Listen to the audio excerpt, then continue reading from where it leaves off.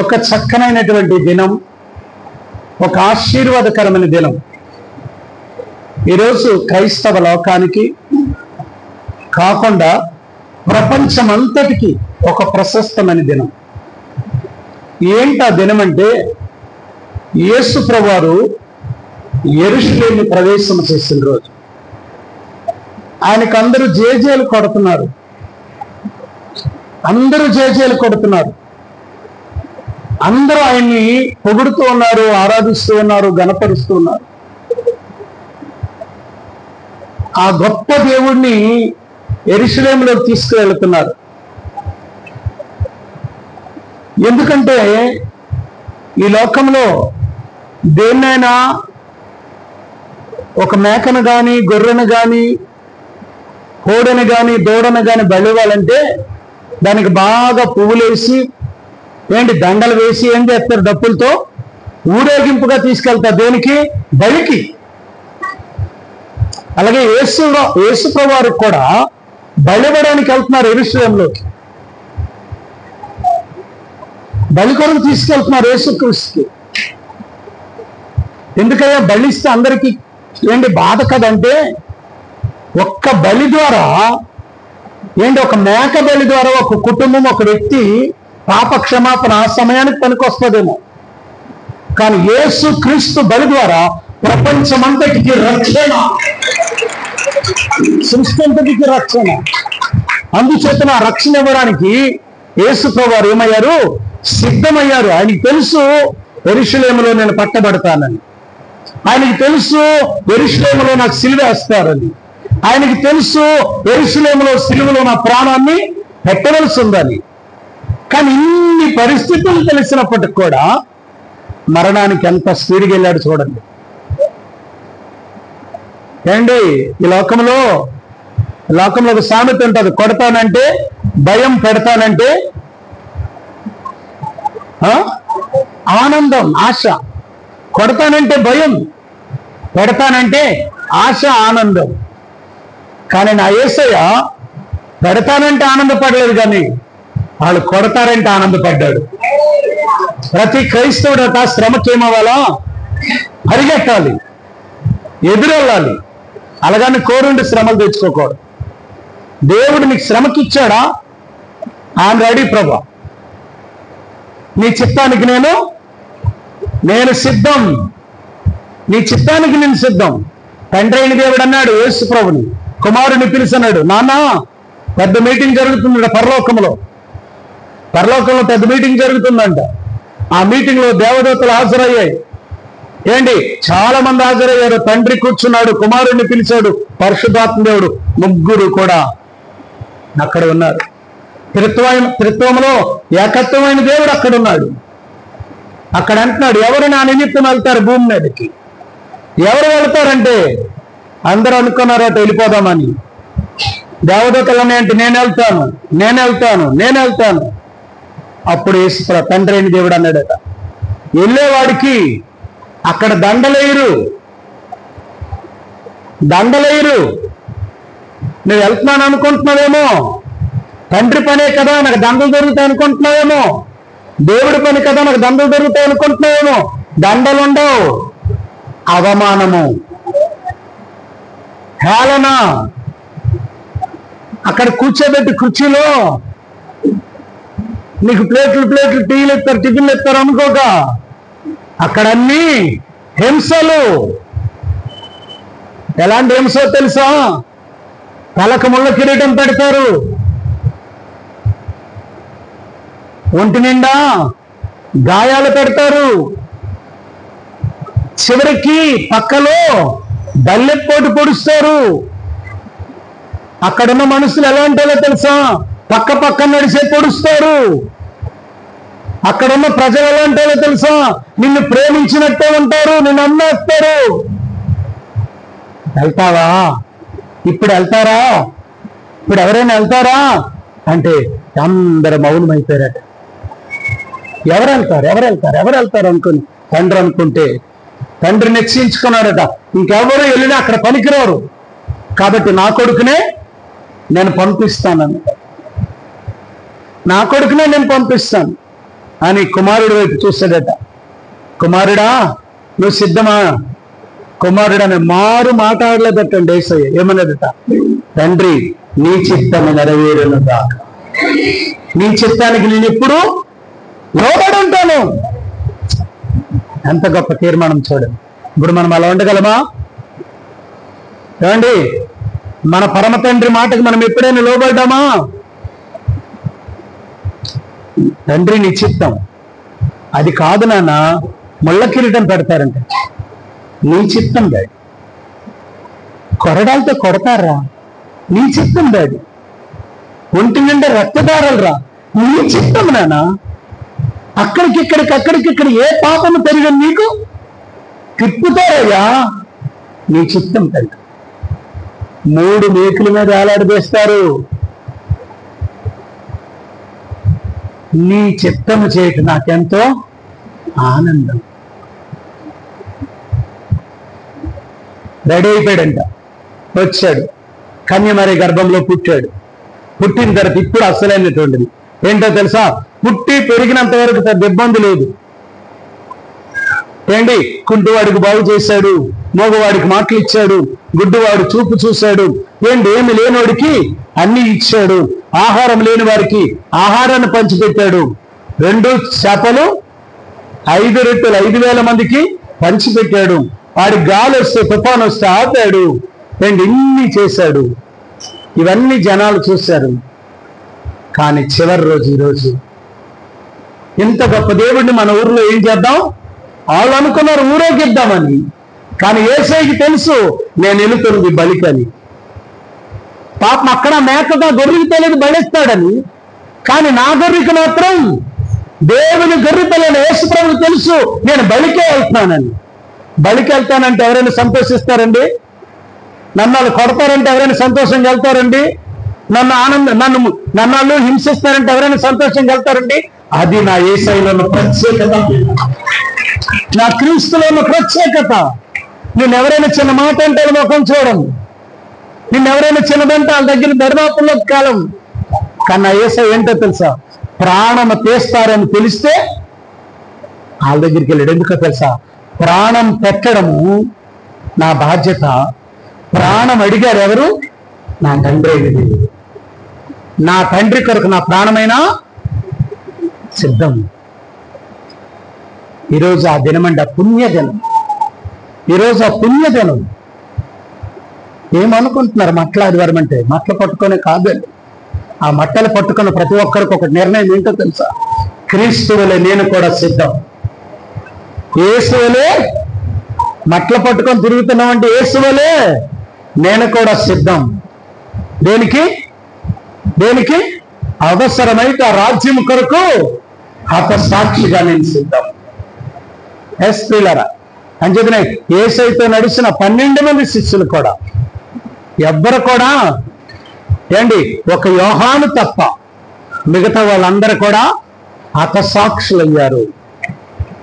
సిలువలో వేయబడ్డారు, రంపాలతో కోయబడ్డారు, సింహాల చేత తొక్కించబడ్డారు. ఏంటి చర్మాన్ని బ్రతుకుంటుండగా ఒక వ్యక్తి బ్రతుకున్నాడు. బర్తలోమియా బ్రతుకుంటుండగాని యేసు ప్రభుని అంగీకరించాడని ఆయన తీసుకెళ్లి బ్రతుకుంటుండగా ఒక గొర్రెని మేక నెలగైతే కట్టి చర్మం మలుస్తారో బ్రతుకుంటుండగా బర్తలోమియా కట్టి యేసు ప్రభుని విడిచిపెడతావా లేదా అని రోమా సైన్యం లేదా ఆ సైన్యాధికారులు హింసించి, నా దేవుడిని నేను తప్ప ప్రాణము తప్ప నేను ఎవరిని విడిచిపెట్టను, నేను యేసయ్యని ఎటువంటి పరిస్థితులు విడిచిపెట్టే పని లేదని చెప్పినప్పుడు బ్రతుకుంటుండగా చాకులతో కోచారని మాంసాన్ని చర్మాన్ని ఒలిశారు మన పితరులు. అయినా ఒలుస్తుంటే చిన్న బ్లేడ్ తగిలితే, చిన్న పిన్నీస్ కొడితేనే మనకి ఎంత కోపం, ఎంత బాధ.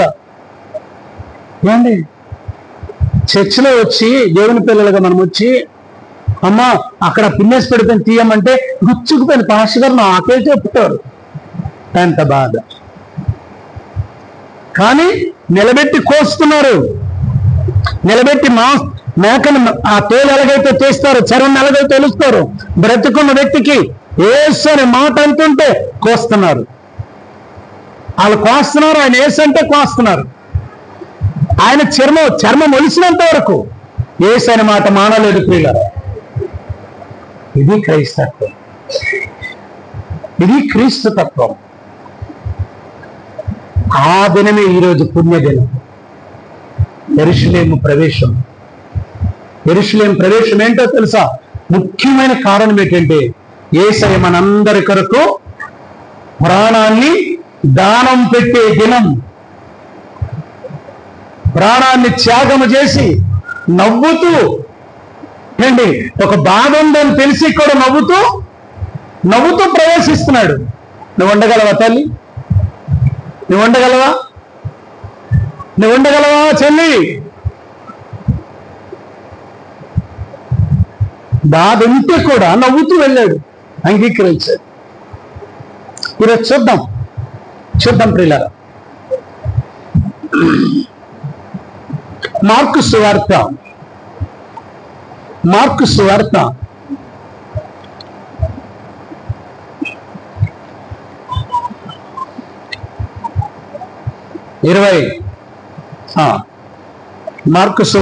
11వ అధ్యాయం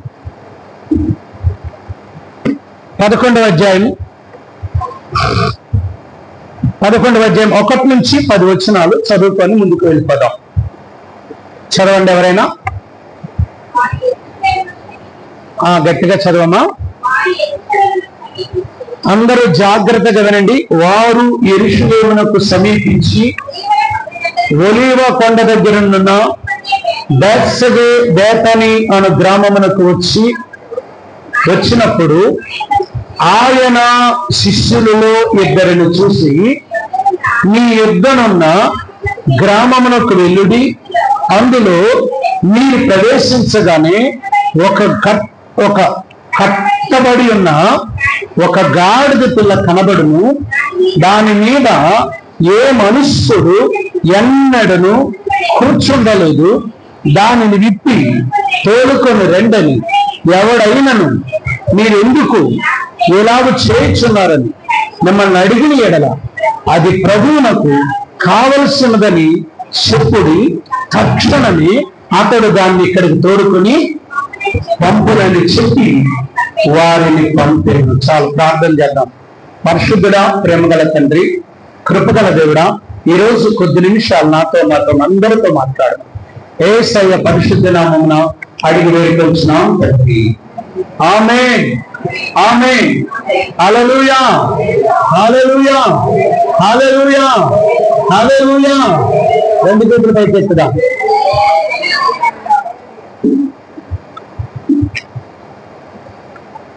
మరొకసారి మీకు చెప్తున్నాను.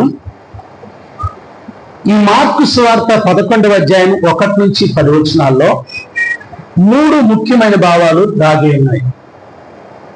మొదటి భావం ఏంటంటే ఆయన సర్వమును చూడగల దేవుడు. ఆయనకన్నీ తెలుసు. మొదటి భావం ఏంటి? నా దేవునికి నా కష్టము తెలుసు, నా బాధ తెలుసు, నా నింద తెలుసు, నా వేదన తెలుసు. బయటికి జనాలకి నేను కనబడకపోయినా నా గుండెలో నా గుండె లోతుల్లో ఏ బాధ ఉందో ఆయనకి తెలుసు. అంటే మన గురించి సమస్తము తెలుసుకున్న దేవుడు ఆయన. సర్వజ్ఞాని, సర్వాంతర్యామి. నువ్వు ఇప్పుడు కూర్చున్నావు కానీ నీ హృదయంలో ఏమనుకుంటున్నావు ఆయనకి తెలుసు. నువ్వు ఇక్కడ కూర్చున్నావు, వచ్చావు చర్చికి, కానీ ఇప్పుడు ఏమనుకుంటున్నావో నా యేసయ్యకి తెలుసు. నువ్వు అనుకుంటున్నావు ఆ పాస్టర్కి అయితే అనుకుంటున్నావు కదా, నాకు తెలీదు. దేవుడికి అది తెలిసిపోతుందట. నేను చెప్పమను అని నువ్వు అనుకుంటున్నావు కదా. నువ్వు హృదయంలో ఏమనుకుంటున్నావో ప్రభువుకు తెలుసు. యేసయ్యతో పాటు కూర్చున్నాడట ఎవరు? ఇస్కరియోతు యోధ.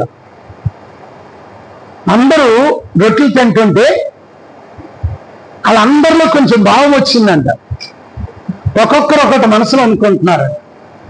ఇస్కరియోతు యోధ అనుకుంటున్నాడట, ఎంత వేగం పక్కకి వెళ్ళిపోయి నేను వాళ్ళతో చేరిపోయి వాళ్ళ దగ్గర డబ్బు మూటలు తీసుకొని వీరికి అప్పచెప్తానా అని మనసులో అనుకుంటున్నాడు. అప్పుడు యేసుప్రభు అక్కడ అన్నాడు, మీలో ఒకడు తెలియడానికి తెలుసా లేదా? ఎందుకు అలాగన్నాడు చెప్పండి? ఏమయ్యా చెప్పవచ్చు కదా పలానోడని అని చెప్పవచ్చు కదా. ఒకవేళ పాస్టర్ గారు నీకు తెలిస్తే నేను కూర్చున్నాను కదా, నా హృదయం లేదు అని చెప్పొచ్చు కదా అని నువ్వు అడుగుతావు. కానీ యేసు అలా చెప్పడు. నీ మట్టుకు నువ్వేమవ్వాలో ఒప్పుకోవాలి, దేవుని ఆశ. ఒకవేళ అప్పటికీ ఒప్పుకోకపోతే దేవుడు చెప్పే విధాలు 3 ఉంటాయి.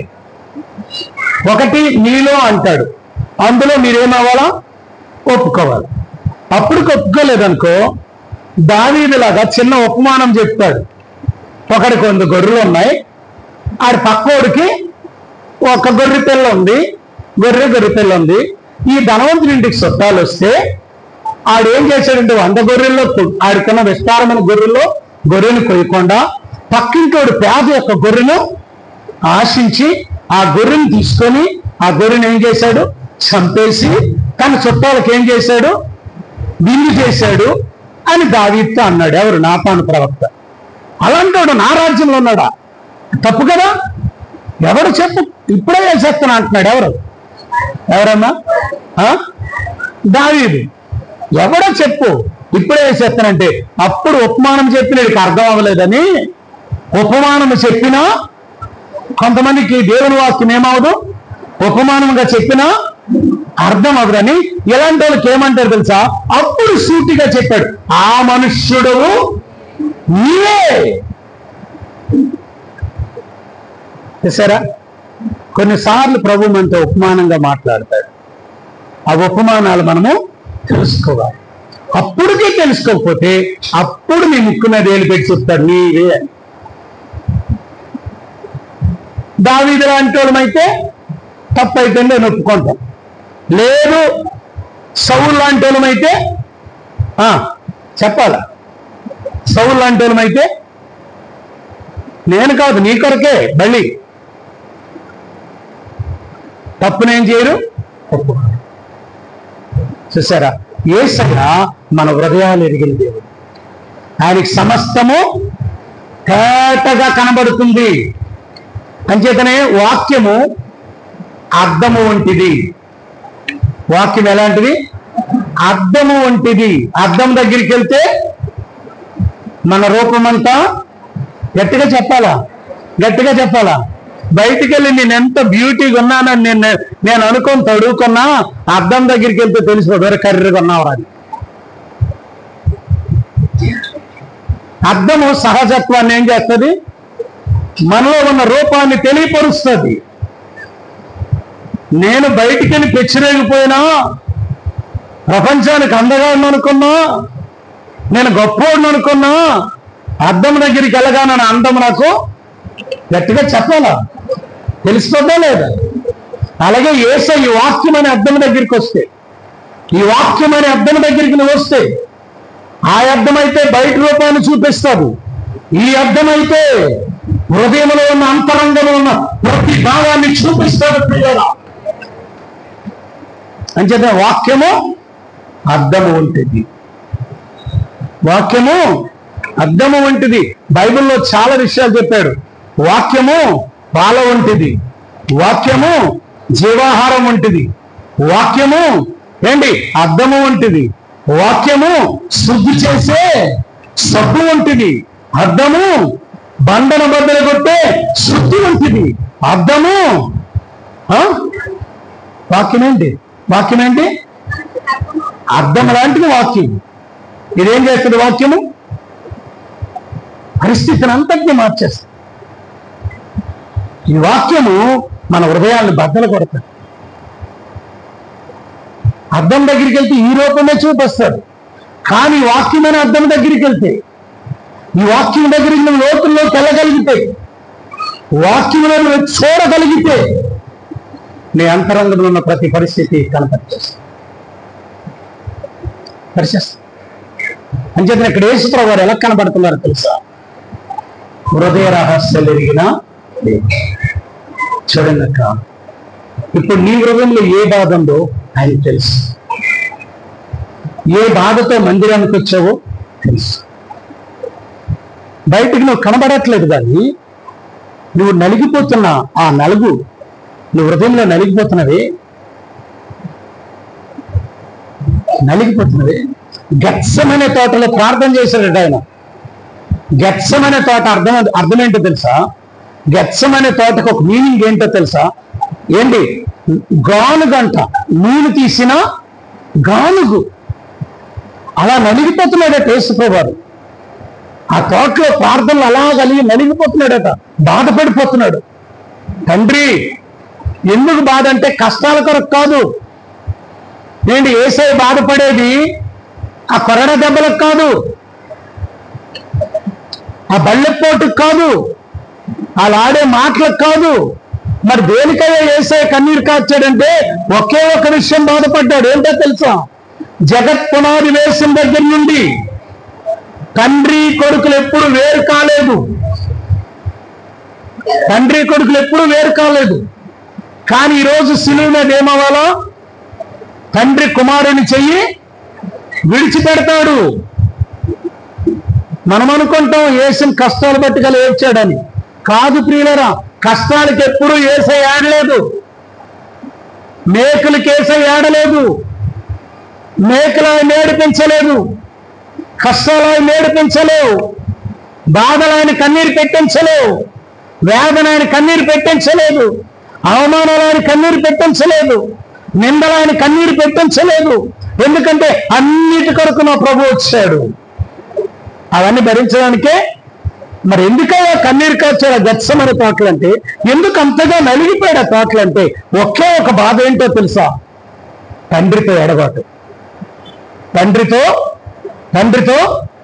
ఎందుకు తండ్రితో ఎడబాటు అంటే, తండ్రి పరిశుద్ధుడు. ఇప్పుడు కుమారుడు దేనికి వచ్చాడు? పాపాన్ని మోయడానికి. పాపం అంటే తండ్రికి అస్సలు నచ్చదు. ఆయన కనుచూపు మేరలో కూడా పాపం కనబడడానికి ఒప్పుకోడు పరిశుద్ధుడు తండ్రి. కానీ లోక పాపమంతా మోయడానికి వచ్చాడు ఎవరు? గట్టిగా చెప్పాలా? యేసయ్య. ఇప్పుడు పాప భారం అంతా ఎవరి మీద ఉంది?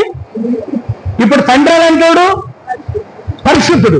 ఈ పాపానికి పరిశుద్ధుడికి మీకు మొన్న చెప్పాను, పరిశుద్ధుడు పాపాత్ముడు కలిసి ఒక కారులో ప్రయాణం చేయలేడు.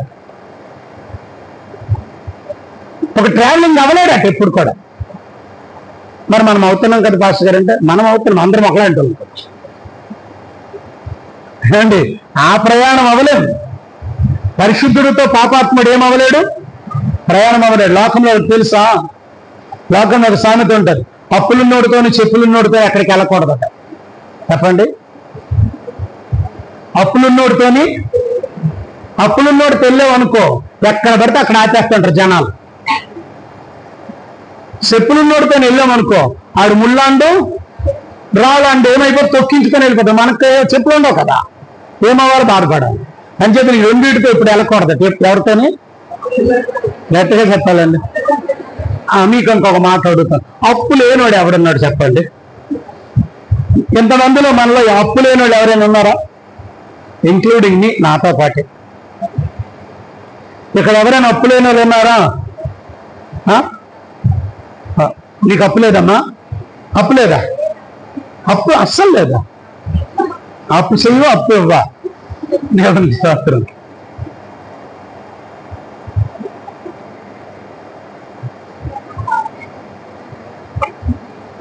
నీకు లేదమ్మా? ఉందో లేదో నేను చెప్తాను ఇప్పుడు. అప్పు ఉందో లేదో చెప్తాను ఇప్పుడు. చెప్పిన తర్వాత ఉందో లేదో చెప్పు, ఓకేనా? భూమి మీద అప్పు లేని వాడు ఎవడు?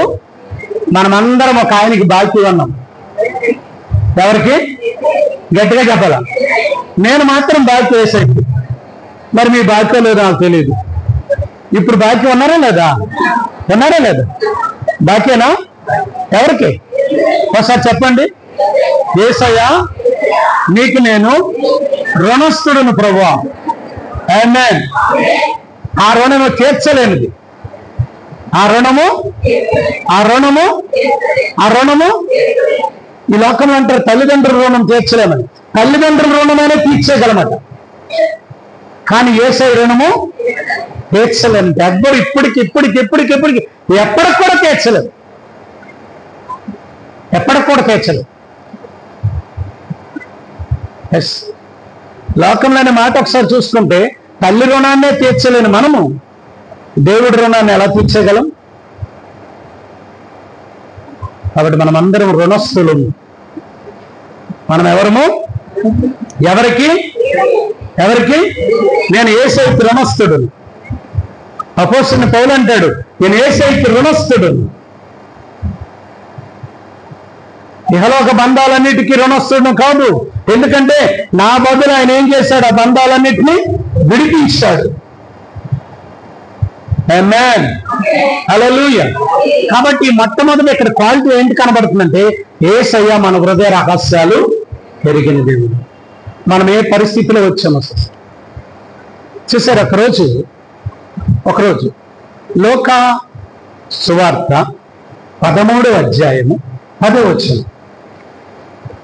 లోకా సువార్త విశ్రాంతి దినమున ఆయన ఒక సమాజ మందిరములో బోధించుచున్నప్పుడు 18 ఏండ్ల నుండి బలహీనపరుచు దెయ్యము పట్టిన ఒక వ్యక్తి అక్కడ ఉండెను.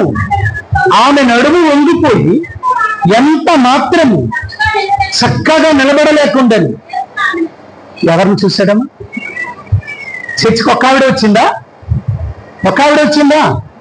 ఎంతో మంది వచ్చారు, కానీ యేసయ్య కన్ను దృష్టి ఎవరి మీద పడింది? ఎవరి మీద? ఆ ఒక్కదాని మీద పడింది. ఎందుకు పడిందో తెలుసా? ఆవిడ బంధకాల్లో ఉంది. ఆయన వచ్చిందో దేనికి? బంధకాలు విడిపించడానికి, బంధింపబడిన వారిని విడిపించడానికి. అంచేతనే ఆయన కన్ను అంతమంది చూస్తుంది, కానీ 18 సంవత్సరాలను బాధపడుతున్న ఆ కుమార్తెనే చూస్తుంది. చూసారా? ఆయన అందరికీ తెలుసు ఈవిడ ఎలాగే ఉంది అనుకుంటున్నారు చర్చోడు. కానీ యేసయ్య హృదయాల్లో మెరిగిన దేవుడు హృదయం చూశాడు. ఆవిడ అప్పటికే 18 సంవత్సరాల నుండి నలిగిపోతుంది, 18 సంవత్సరాలను బాధపడుతుంది. చూసారా? తల్లి, చెల్లి, నువ్వు కూడా ఎలా నలిగిపోతున్నావు నీ ఇంట్లోకి తెలియకపోవచ్చు, నీ బంధువులకు తెలియకపోవచ్చు, నీ అన్నదమ్ములకు తెలియకపోవచ్చు, నీ ప్రక్కనే పడుకున్న నీ భర్తకి, నీ భార్యకి తెలియకపోవచ్చు.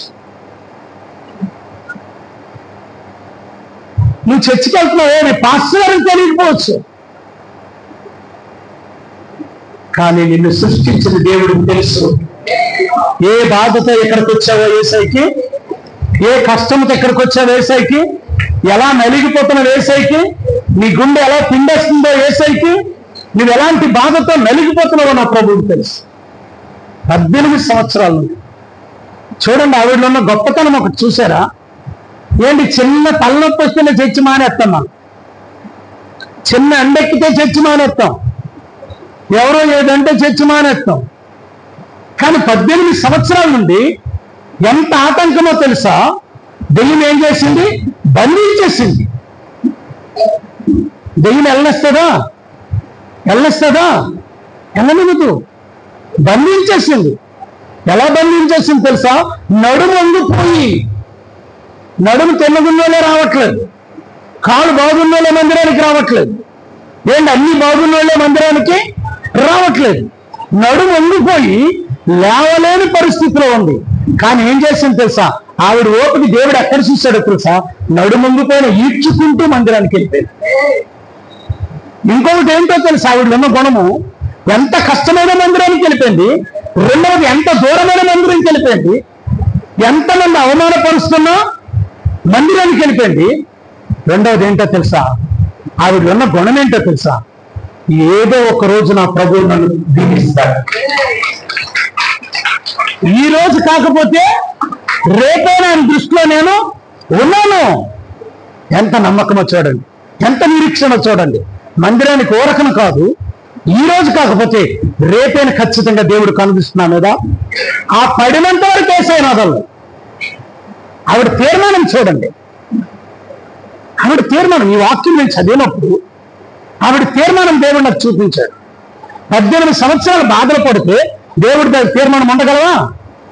ఏదో ఒక రోజు తప్పిపోతావు, ఎటో ఒక దిక్కు వెళ్ళిపోతావు, ఏదో ఒక స్టెప్ జారిపోతావు, ఏదో ఒక మెట్టు కిందకి దిగిపోతావు, లేకపోతే ఏదో ఒక మెట్టు పైకే వెళ్ళిపోతావు, లేకపోతే పక్కకే వెళ్ళిపోతావు.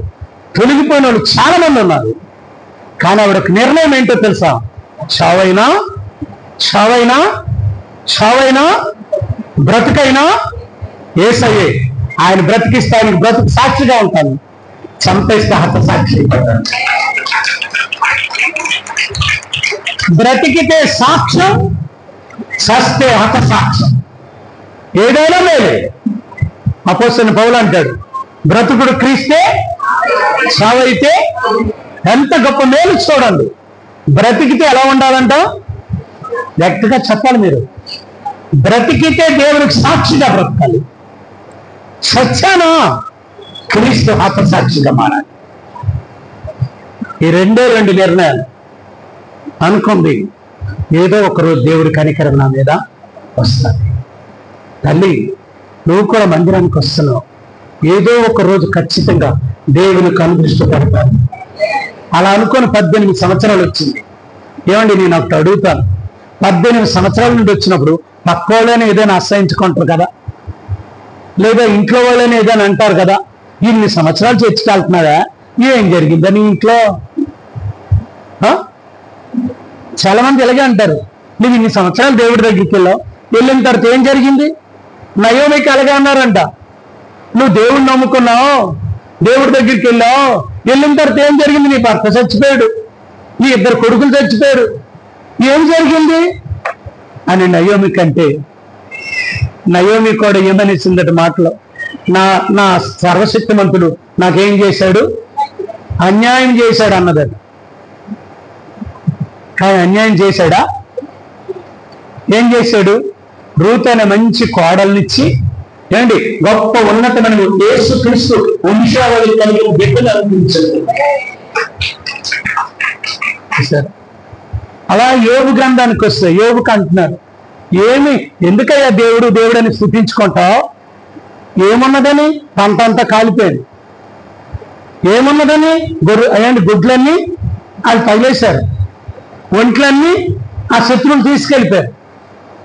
నీ పిల్లలేని బాగున్నారా? 10 మంది ఒక్కరోజే చచ్చిపోయారు. ఎంత పాపం చేసావో అని అంటుంటే మనలాంటి వాళ్ళకైతే ఎలాగుంటుందండి? ఎలాగుంటుంది చెప్పండి? చాలా బాధ కదా. యోబు అంటున్నాడట, అదేం లేదు, ఈరోజు తీశాడంటే పక్కనే రేపు ఉదయం ఇస్తాడని అర్థం. నా దేవుడు ఒకటి పక్కకు తీశాడంటే జ్ఞాపకం ఉంచుకోండి. ఇప్పుడు మన పక్కకు ఒకటి తీశాడంటే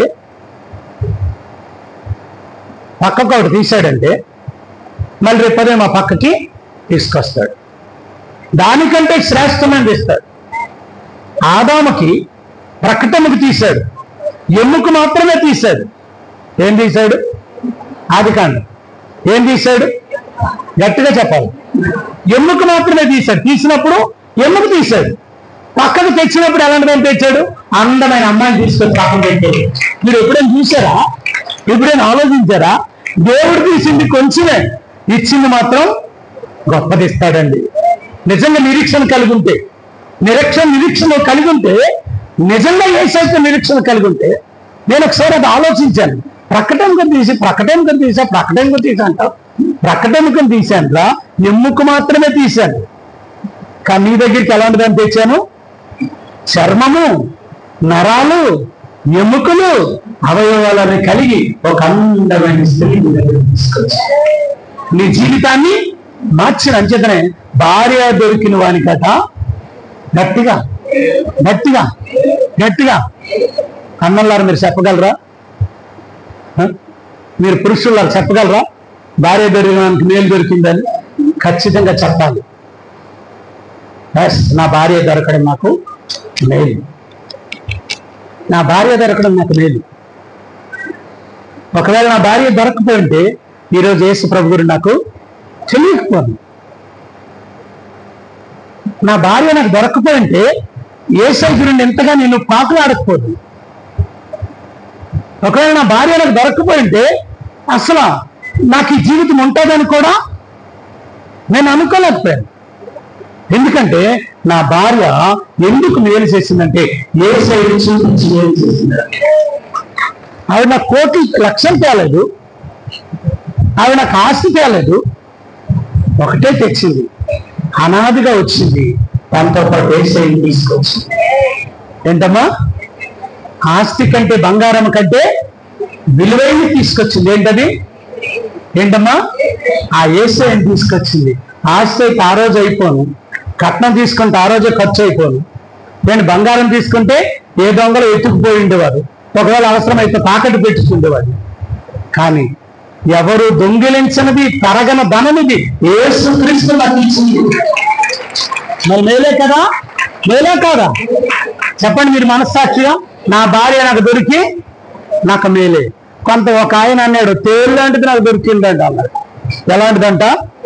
తేలు అటు ఎప్పుడు కుట్టేస్తుంటది. అలాగొంటావా తల్లి? అలాగొంటకు మీ ఆయనకి ఎప్పుడు కుట్టినట్టు. మరి అప్పుడప్పుడు కొట్టకపోతే బాగోడండి, కొడుతుంటారా? కొట్టకండి. ఎందుకంటే నీ తల్లి అంటే దేవుని యొక్క ఏంటి రెండవ రూపం ఏంటో తెలుసా? తల్లి అండి, స్త్రీ. దేవుని యొక్క రెండవ రూపం ఎవరు? స్త్రీ అండి. మొదట స్వరూపము పురుషుడు, రెండవ రూపము స్త్రీ. శిరస్సు పురుషుడు, మిగతా శరీరం అంతా స్త్రీ. అంచేతనే సంఘాన్ని కూడా ఎంత ముద్దుగా పిలుచుకున్నాడు తెలుసా? వధువు సంఘం అన్నాడు, వరుడు సంఘం అనలేదు. సంఘాన్ని వరుడు సంఘం అనలేదండి. అంటే స్త్రీకి ఎంత గౌరవం ఉందో చూడండి ఆ హృదయంలో. స్త్రీకి ఎంత గౌరవం ఉందో. మీ భార్యలను హింసిస్తున్నారా? తక్కువ చూపు చూస్తున్నారా? మీ ఇంట్లో మీ ఆడపిల్లలను చాలా తక్కువగా చూస్తున్నారా? అలా చూడకండి. ఎందుకంటే దేవుడు ప్రేమించేవాళ్ళు, దేవుడి స్వరూపం. నిజంగా హల్లెలూయా. దేవుడు హృదయాలను ఎరిగిన దేవుడు. అక్కడ ఎన్ని సంవత్సరాల నుంచి ఉంది? ఎన్ని సంవత్సరాల నుంచమ్మా? చాలా మంది వచ్చారు. ఆదివారం ఆరాధనకు చాలా మంది వచ్చారు. కానీ ఆ రోజు యేసయ్య చూపు ఆవిడ మీద పడింది. ఎందుకంటే ఆవిడే ఎదురు చూస్తుంది. ఏదో ఒక రోజు నా యేసయ్య నా సన్నిధికి వస్తాడు, మా చర్చికి ఏదో ఒక రోజు వస్తాడు, ఖచ్చితంగా నా జీవితాన్ని మారుస్తాడు అని ఆశ కలిగింది. కాబట్టి యేసయ్య వచ్చాడు, అందరినీ చూశాడు. కానీ అక్కడ ఒక మాట చదవండి, గట్టిగా చదవమ్మా. ఏం చేశాడమ్మా? ఏం చేశాడు? ఈరోజు నీకు కూడా ఇక్కడ కూడా బేతనీ గ్రామంలో, ఈ బేతనీ గ్రామంలో, ఈ యెరూషలేం ప్రవేశించక ముందు ఈ బేతనీ గ్రామంలో యెరూషలేం కొంచెం దూరంలో ఉంది. యెరూషలేంలోకి వెళ్ళాలి యేసు ప్రభువు. ఆ గ్రామంలో ఒక చూస్తున్నాడు. ఏమిటి చూస్తున్నాడు తెలుసా? ఎన్నో సంవత్సరాల నుండి కట్టబడిన గాడిద పిల్లలు చూశాడు. అక్కడ దాని అర్థం ఏంటంటే గాడిద మీద ఇంట్రెస్ట్ చూపించింది దేవుడు. ఆయన స్వరూపంలో పుట్టిన మనల్ని మర్చిపోతాడండి? తల్లిని మరచిన మరువచ్చును, తండ్రి నిన్ను విడచిన విడువవచ్చును. తల్లి నిన్ను తండ్రి నిన్ను విడచిన ఎవరైనా మరచిన మరువవచ్చును. మాట ఇచ్చిన ఎవరైనా మరచిన మరువవచ్చును. మాట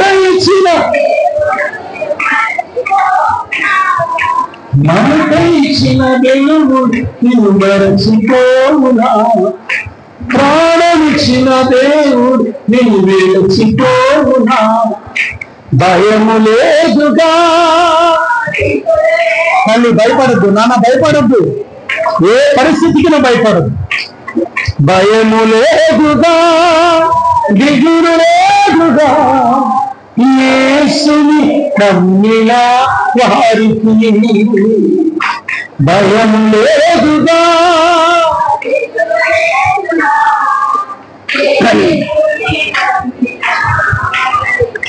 కాబట్టి భయపడదు. గాడి దగ్గర ఉండి అంత ఇంట్రెస్ట్ చూస్తుంది దేవుడు.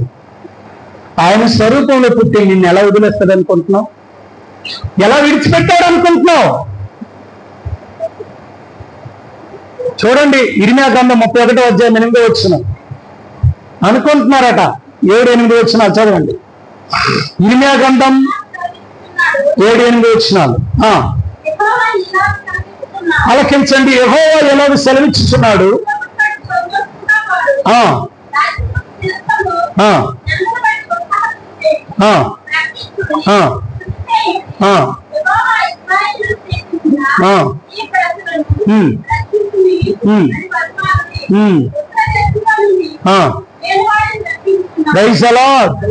దేవుడు సెలవిస్తున్నాడు, మీరు అందరూ ఆనందపడండి.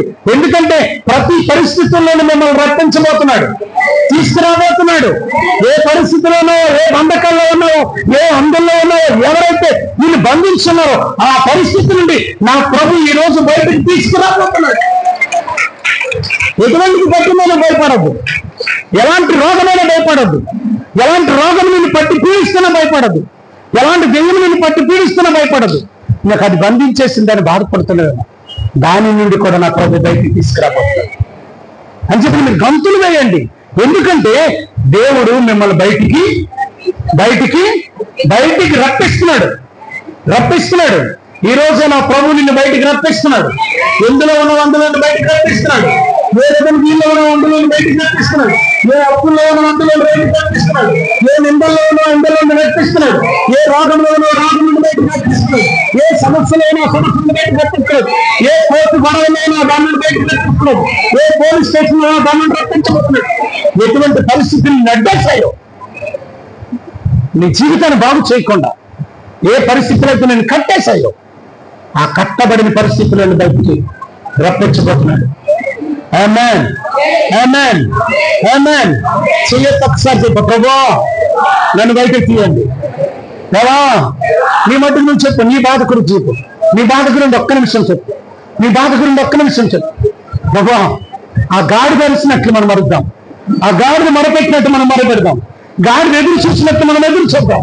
కట్టబడిన గాడిగా ఇదిగో నా యజమానుడు కట్టేశాడు, నేను ఎక్కడికి వెళ్ళలేకపోతున్నాను, నాకు అసలు స్వేచ్ఛ లేదు, నా పరిస్థితి బాధలేదు ప్రభు, నా చేత అడ్డమైన పనంతా చేయించుకుంటున్నాడు, కానీ నాకు ఏ రోజు విడుదల లేదు ప్రభు. ఆ గాడిద మరపెడుతుంది. ఇదిగో ఈ రోజు మరపెట్టి నీ జీవితంలో నీకు అందులో నుండి బయటకు తీసుకురాబోతున్నాడు. చెల్లి, తల్లి, తమ్ముడు, అమ్మ, అక్క, చెల్లి, ఏ బాధలో నువ్వు ఉన్నావో, ఎందులో నువ్వు విడిపించమని దేవుడి దగ్గర అడుగుతున్నావు. ఇగో నైనా మా ఇంటి చుట్టూ శత్రువులు చుట్టుముట్టేశారయ్యా, అందులో నుండి విడిపించండి అంటున్నావేమో. ఇదిగో రోగం నిన్ను పట్టి పీడిస్తుందో, ఏ చెల్లని శక్తి నేను పట్టి పీడిస్తుందో, ఏ దురాత్మ నేను పట్టి పీడిస్తుందో, ఏ చెడు శక్తి నేను పట్టి పీడిస్తుందో, ఏ దుష్ట శక్తి నేను ఆవరించిందో, నేను ముట్టేసిందో, నీ కుటుంబాన్ని చింతకుందో, దాని నుండి బయటకు తీసుకుపోతున్నాడు, బయటకు తీసుకురాబోతున్నాడు. ఈ రోజు నీ గొప్ప విడుదల కాకపోతుంది. ఆ రోజు గాడిని విడుదల చేస్తుంది. ఈ రోజు నేను విడిపించబోతున్నాడు.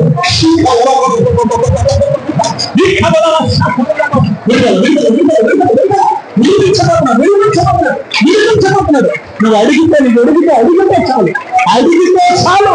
18 సంవత్సరాల నుండి ఆ దెయ్యం పట్టిన వ్యక్తి దగ్గరికి వెళ్ళి పిలిచి విడిపించుకుంటాడు. ఈ రోజు నిన్ను బయటకు రప్పించబోతున్నాడు.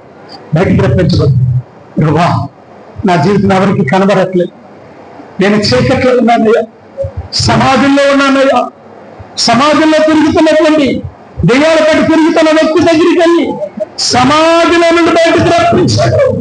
ఈరోజు ఏ సమాజంలో ఉన్నావో చెల్లి, ఏ సమాజంలో ఉన్నావో తల్లి, ఏ సమాజంలో బాధపడుతున్నావో, ఏ సమాజంలో కృంగిపోతున్నావో చూస్తున్నాడు. నీ కన్నీ చూస్తున్నాడు, నీ బాధను చూస్తున్నాడు, నీ హృదయాన్ని చూస్తున్నాడు, నీ పరిస్థితిని చూస్తున్నాడు, నీ పరిస్థితులను విడిపించబోతున్నాడు. బయటికి రా.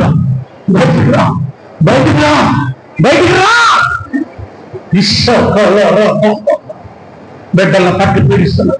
ఎన్ని సంవత్సరాలు బట్టి బాధపడుతున్నావు, ఎన్ని సంవత్సరాలు బట్టి బాధిస్తున్నావు, ఎన్ని సంవత్సరాలు బట్టి వేదన అనుభవిస్తున్నావు. అన్నిటి నుండి దేవుడు బయటకు తీసుకురా. ఈ రోజు నీకు బయటకు తీసుకురా. ఆ బంధింపబడినటువంటి ఆ గాడిదను విడిపించడం కొరకు సేవకులను పంపించి దాన్ని బయటకు తోడుకురండి అన్నాడు. వాళ్ళు వెళ్ళి దాన్ని కట్లు విప్పి బయటకు తీసుకొచ్చారు. ఈరోజు పరిశుద్ధాత్మ దేవుడు మన మధ్యకి పంపించి నీకున్న ప్రతి బంధకాలు పెంచబోతున్నాడు. నీ ప్రతి బంధకాలు తెగిపోబోతున్నాయి. ఏ సంఖ్యలతో నా సంఖ్యలు పెంచబోతున్నాడు. ఏ సంఖ్యలతో బాధపడుతున్న సంఖ్యలు తెగిపోతున్నాయి. ఏ సునామని కాల్చిపోతుంది. ఏ సునామని విడుదల కలుగుతాం. ఏ సునామని విడుదల కలుగుతాం. ఏ సునామని విడుదల కలుగుతాం. ఏ సునామని విడుదల కలుగుతాం.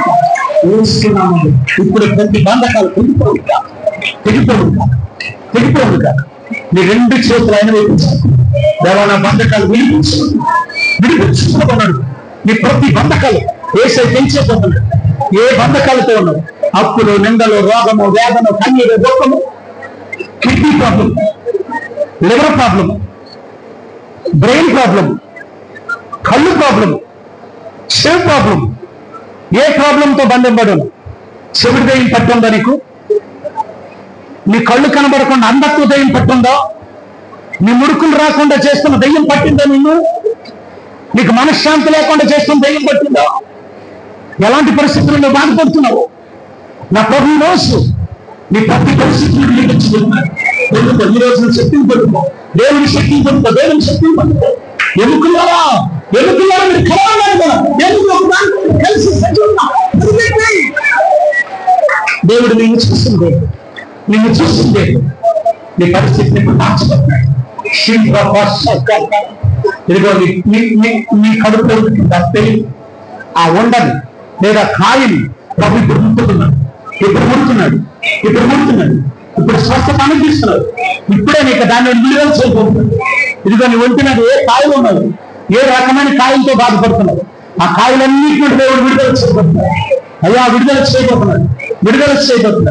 ఎందులో బంధంలో కూడా వాటి నుండి విడిపించబోతున్నాడు. నీ కుటుంబాన్ని, నీ బిడ్డలు, నీ పరిస్థితి. అక్కడ గాడిదలే కాదు, గాడిద పిల్లలు కూడా వినిపించింది. గాడిద పిల్లలకు చూపించింది. ఆ పిల్లలను బట్టి తల్లిని కూడా వినిపించింది. ఈరోజు నీ బట్టి నీ కుటుంబాన్ని, నీ బట్టి నీ తల్లిదండ్రులకు రక్షణ, నీ బట్టి నీ తల్లిదండ్రులకు జీవనం, నీ బట్టి నీ కుటుంబానికి జీవనం, నీ బట్టి నీ తల్లిదండ్రులకు దేవుడు వినిపించబోతున్నాడు. అడుగు ప్రభు, నా బట్టి నా తల్లిదండ్రులు రక్షణ ఉంటారు. నా బట్టి నా తల్లిదండ్రులు అందరూ, నా బట్టి నా తల్లిదండ్రులకు ఆశీర్వాదం. ఏదో గాడిద పిల్లలు వినిపించారు. గాడిద పిల్లలతో గాడిదను కూడా వినిపించారు. ఈ రోజు నీతో పాటు నీ ఇంట్లో ఎంతమంది బంధకాలతో ఉన్నారు అందరినీ వినిపించబోతున్నాడు. ఎంతమందితో బంధకాలతో ఉన్నారు, ఎంతమంది బంధకాలతో ఉన్నారు, అందరినీ అక్కడ వినిపించబోతున్నారు. నీతో ఉన్నటువంటి అందరినీ వినిపించబోతున్నారు. నీ ప్రతి బంధకాలను దేవునికైతే నీ సంఖ్యలు వేయబడ్డాయి. ఏ విషయంలో సంఖ్యలు వేయబడ్డాయి. ఈ దేవుడిని ఆత్మనాడు. ఇప్పుడే పరిశుద్ధాత్మదేవుని చూసుకో. నీ ఎదురుగా ఉన్నాడు.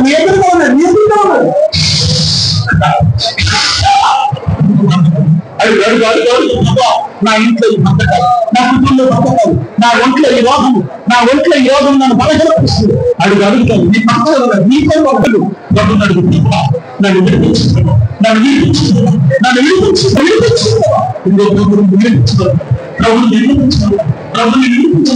ఆయన చూసిన దేవుడు నీ బలహీనతను విడుదల పొందుకున్నావు. దేవుడు తీసుకున్నాడు. ఇప్పుడే పొందుకో. ఇప్పుడే విడుదల ఇవ్వబోతున్నాడు. అడుగు ఏమాత్రం బాధపడుతున్నాడు. ఇదిగో నా దేవుడు నన్ను విడిపించాడు. తల్లి నీ పక్కన, నాన్న నీ పక్కనే నీడపానమంటే నిద్ర రావట్లేదు. తిందామంటే తిందని పెంచట్లేదు. నాకు రోగం, ఒక అనారోగ్యం, నీకు ఇబ్బంది. ఈరోజు అన్ని ఉన్నాయి కానీ సమాధానం లేదు. ఆ ఊరికి వచ్చింది దేవుడు, గాడి కంటే దేవుడు. అయ్యా నిజమయ్యా, అయ్యా విడిపించండి. విడిపించండి.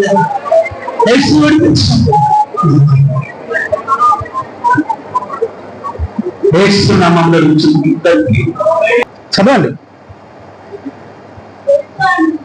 యేసు ఆమెను చూసి రమ్మని పిలిచి, అమ్మా నీ బలహీనత నుండి విడుదల పొంది ఉన్నావని ఆమెతో చెప్పి ఆమె మీద ఏముంచాడు? ఆ హస్తం ఉంచగానే ఆమె చక్కగా నిలబడితే గొప్ప విడుదల. దేవుని మహిమపరిచేసి గొప్ప విడుదల నీకు రోజు ఈరోజు నీ కుటుంబాన్ని విడుదల, నీ జీవితంలో విడుదల, నీ బ్రతుకులో విడుదల దేవుడు ఇవ్వబోతున్నాడు. ఇక్కడ విడుదల ఈరోజు నేను విడిపించాను. ఆ గాడిదను విడిపించాను. గాడిదను తీసుకొచ్చారు ఎక్కడికి? యేసయ్య దగ్గరికి. చూద్దాం మార్కు సువార్త 11వ అధ్యాయం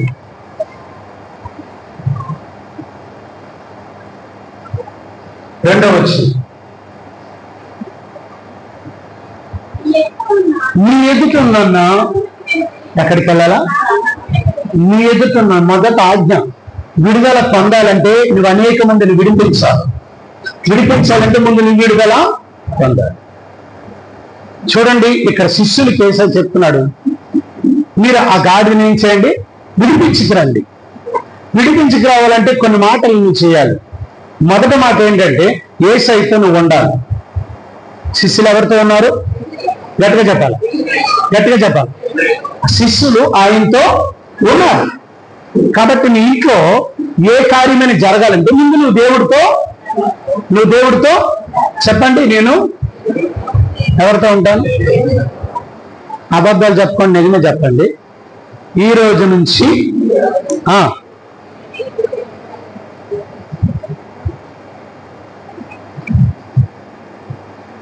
ఒక అడవిలోకి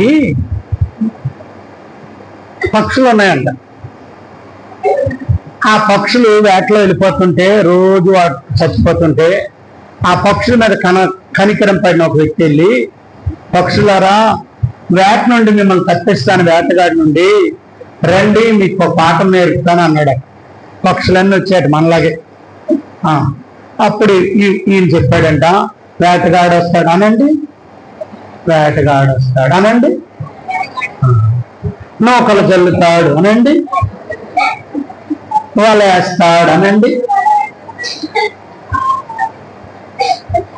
పారిపోవాలనండి. ఇవి నేర్చుకున్నాండి. ఏంటి?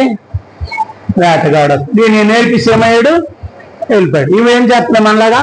వేటగాడు వస్తాడు, నూకలు జల్లుతాడు, వలేస్తాడు, మనమందరము పారిపోవాలి. వేటగాడు వస్తాడు, నూకలు జల్లుతాడు, వలేస్తాడు, పారిపోవాలి అని అనుకుంటున్నాడు. ఈ మధ్యన వేటగాడు వచ్చాడు. ఆడు వస్తున్నాడు. వేటగాడు ఎవరు? వస్తుంటే అంటాడు, వేటగాడు వచ్చాడు, వేటగాడు వచ్చాడు, వేటగాడు వచ్చాడు అంటే ఆడు అనుకున్నాడు, బాబు నేను రావడం వీటికి తెలిసిపోయింది కాబట్టి నా వల్ల ఎక్కనా పడవని ఆడు బయలుపడిపోతున్నాడు చాలా మాటలకి. కానీ మాత్రం ఏం చేసాయి? నేర్చుకొని ఏం చేస్తున్నాయి? వేటగాడు వచ్చాడు. తర్వాత ఆడు నూకలు జల్లుతున్నాడట. ఆడ అలవాటు ప్రకారం పోతే అనుకుంటే లేదని ఒకటైనా పడదా అని ఏం చేస్తున్నాడు? ఆడు నూకలు జల్లుతున్నాడు. నూకలు జల్లుతున్నాడు, నూకలు జల్లుతున్నాడు, నూకలు జల్లుతున్నాడు, నూకలు జల్లుతానన్నాడు. ఏం చేయాలా? అలా అన్నప్పుడు నూకలు ఏరుకోవడానికి వెళ్ళకూడదు కదా. ఇవేం చేసే? నూకల మీద వాలి నూకలు జల్లాడు, నూకలు జల్లాడు, నూకలు దేని మీద వాలి? ఇప్పుడు మూడోది ఏంటి? వేస్తాడు. వేస్తాడు దేని మీద? పక్షుల మీద వాళ్ళేస్తాడు, ఎగిరిపోవాలంటున్నాయి. ఇప్పుడు ఎక్కడ ఎగురుతాయి? ఎగిరిపోవడానికి అవుద్దా? ఈరోజు చాలా మంది క్రైస్తవులు ఇలాగే చెప్పింది చెప్పడం కాదు, నీ మనసులో వచ్చింది నువ్వు చెప్పు. దేవుడు ఆ కార్యాన్ని వింటాడు. చెప్పండి. వేటగాడు వచ్చాడు, నూకలు జల్లాడు, వలేస్తాడు, ఎగిరిపోవాల. పాట అయితే నేర్చుకున్నా కానీ పాట అయితే నేర్చుకున్నా, పని చేయలేదు. కాబట్టి ఏమైతే వల్లో పాట తెలిసినంత మాత్రాన వల్లోకి వెళ్ళవని గ్యారంటీ కాదు. పని చేస్తేనే వల్లోకి వెళ్ళవు. దేవుడి మాట వినాలి, మాట ప్రకారము చేస్తేనే నువ్వు ఆశీర్వాదాలు పొందుతావు. విన్నంత మాత్రం వల్ల నుండి బయటికి రాలేవు. నేర్చుకున్నంత మాత్రాన రాలేవు. నేర్చుకున్న వాక్య ప్రకారం నువ్వు జీవిస్తే సాతానుడు ఎటువంటి ఉచ్చు వేస్తున్నావు అందులో నుండి మన దేవుడు బయటికి తీసుకొస్తాడు. ఎందుకంటే వలయకు ముందే మనకు చెప్పేస్తున్నాడు దేవుడు. వలయకు ముందే మనకేం చేస్తున్నాడు దేవుడు? ఆ వల నుండి ఎలా తప్పించుకోవాలో దేవుడు మనకి చెప్పాడు. మనం ఇది ఇప్పుడు ఏం చేయాలా? ఆడు ఎప్పుడైతే వచ్చాడో అక్కడి నుండి ఏమైపోవాలా? పారిపోవాలా. వచ్చాడు, నూకలేసాడు, వల వేసాడు, పారిపోమంటే అక్కడ పారిపోతాం. వల వేసిన తర్వాత ఏమండి అందరికి ఇప్పుడు నెట్ వేసేస్తున్నాడు ప్రపంచంలో. ఏంటది? ఇంటర్నెట్. ఆడు సాతానుడు బయట నెట్ ఎత్తి ఏం చేశాడు? ఇంటర్నెట్ అట. ఇంటర్నెట్ మీరు ఎప్పుడైనా చూసారు? దాని పేరేం పేరమ్మా? గట్టిగా చెప్పాలి. ఇంటర్నెట్ లోపల వేసి పడేస్తున్నాడు. ఈ లోపలికి వెళ్ళిపోయిన తర్వాత దాన్ని వదలలేకపోతున్నారు ఇప్పుడు జనాలు. బయట వాళ్ళైతే ఏదో కోసుకోవచ్చు, లేకపోతే ఏదేం చేసుకో, లోపల పడిపోయింది అలా. చాలా మంది మనలో ఉన్న వాళ్ళందరూ లోపల పడిన వాళ్ళు ఉన్నారు. మీరు అందరు ఉన్నారా? లోపల పడిన వాళ్ళు లేరా? లేరా? ఉన్నారా? ఏ వల్ల పడ్డారో? ఏ వల్ల పడ్డారు? ఏం చెప్పను పాస్టర్ గారు? అలా ఆవిడ అన్నట్టు, ఆ పాస్టర్ గారు అన్నట్టు, పూజ తుఫాన్కి అందరి ఇంట్ల మీద రేకులు ఎగిరిపోయి, కానీ మా ఇంట్లో మాత్రం రేకులు ఎగరలేదు అన్నది. పాస్టర్ గారు పూజ తుఫాన్కి అందరి ఇంట్ల మీద రేకులు, మా ఇంట్లో మాత్రం రేకులు వదలలేదు. అలాగే వస్తుంది. ఏ రేకులు అమ్మా? అదే మొగల రేకులు. ఏ రేకులు వస్తున్నాయంట? మీరు అందరు చూస్తున్నారు కదా, అంతే మీకు బాగా తెలుసు. మీ ఇంట్లో కూడా రేకులు వదలలేదే? ఇంకొక ఆవిడ వచ్చానదట ఆ చర్చిలో, అన్ని దీపాలు ఆడిపోయి మా ఇంట్లో దీపం మారదు. కార్తీక దీపం. ఏ దీపం మారదట? మీ ఇంట్లో ఉంటదే.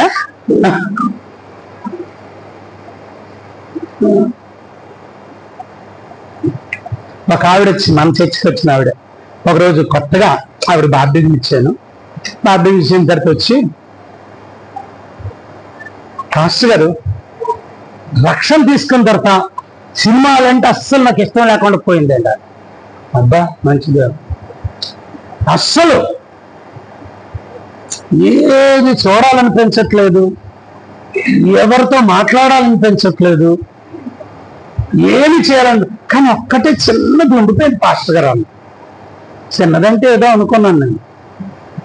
ఏం లేదు పాస్టర్ గారు, అన్నీ వదిలేశాను, కానీ ఆ చక్రవాకం మాట వదలలేకపోతాను. కానీ ఏవో ఒక మాట, ఆ చక్రం ఎలాగ దొర్లు నరకానికి వెళ్ళిపోద్దు, నువ్వు కూడా వెళ్ళిపోవడం గ్యారెంటీ అమ్మా. నేను మనకు కొన్ని వదలు ఆ వల్ల పడిపోయాను. రైట్, చూడండి అక్కడ చదవండి. మీ ఎదుటిన్న గ్రామమునకు వెళ్ళింది. 3 విషయాలు శిష్యులకు చెప్పాడు యేసుప్రభువు వారు. ఇక్కడ 3 విషయాలు చేశారు, తన శిష్యులకు 3 విషయాలు చెప్పారు. చేసిన విషయం ఏంటి? 1, ఆయనకు హృదయాలన్నీ తెలుసు, ఎక్కడ ఏదుందో తెలుసు, ఎక్కడ ఏది దాసావో అంటే అంతరంగాలు మెరిగే దేవుడు. 2వది విడుదలిచ్చే దేవుడు, ఎలాంటి వ్యక్తినైనా విడిపిస్తాడు. 3వది ఎలాంటి వ్యక్తినైనా వాడుకునే దేవుడు. ఎలాంటి వ్యక్తినైనా, గట్టిగా చెప్పాలి, ఈ మనుషులందరూ పాడు చేస్తారు, కానీ దేవుడు వాడుతుంటాడు. మనుషులందరూ ఈ లోకంలో మన జీవితాన్ని అందరూ ఏం చేస్తారు? పాడు చేస్తారు, కానీ యేసయ్య ఒక్కడే మన జీవితాన్ని వాడుకుంటాడు. ఈ లోకంలో మనుషులందరూ మనం వాడుకొని విడిచిపెడతారు. యేసయ్య విడిచిపెట్టబడిన నిన్ను తీసుకొని వాడుకుంటాడు. ఆమేన్, ఆమేన్. అయితే యేసయ్య వాడుకోవాలంటే నువ్వు 3 పనులు చేయాలి. 1, శిష్యులకి ఏం చెప్పాడు చూద్దాం. మీ ఎదుటనున్న గ్రామమునకు వెళ్ళి ఏం చేయాలి? మొదట ఏం చేయాలమ్మా? గట్టిగా చెప్పాలి. మీ ఎదుటగా ఉన్న గ్రామానికి వెళ్ళండి. ఫస్ట్ నువ్వు నేర్చుకోవాల్సింది ఏంటంటే, నీ సమస్య విడుదల పొందాలన్నా, నీ తరపున ఎంతమంది అయినా విడుదల పొందాలన్నా నువ్వు చేయవలసిన పని ఫస్ట్ మొట్టమొదట నువ్వు దేవుడి దగ్గరికి వెళ్ళాలి. ప్రతి వారం నీకు ఎన్ని పనులున్నా, ఎంత బిజీ మనిషివైనా, ప్రపంచమంతా నీకు దాసోహమైన, ప్రతి ఒక్కరికి చెప్పేయాల. ఆదివారం అయితే 2 గంటలైనా నా ప్రభు సన్నిధిలో నేను రాను అని ఎప్పుడైతే నువ్వు తీర్మానం చేసుకుంటావో నీ గురించి దేవుడు కార్యం చేస్తాడు. నువ్వు వద్దంటే నీ ఇంట్లో కార్యాలు జరుగుతాయి. నువ్వెంత గొప్పదనమైనా గొప్పోడువైనా ఆదివారం వచ్చేసరికి ఆ 2 గంటల ప్రభుతో నువ్వు అసలు యాక్చువల్ అయితే రోజంతా ఉండాలట ఆదివారం. దేవుడి లేఖన ప్రకారం అయితే ఆ రోజంతా దేవుని మందిరంలో ఉండాలట. అలాగ ఉండగలమా? ఒక అరగంట ఉండేసరికి మీరు ఏమైపోతుందో తెలుసా? ఇటొకలు అంటున్నారు, ఒకరు బాటిల్ ఎత్తేస్తున్నారు, ఒకళ్ళకి ఆకలి వేసేస్తుంది, ఒకళ్ళ నిద్ర వచ్చేస్తుంది. రోజంతా ఉంటే ఎలాగుంటుందండి?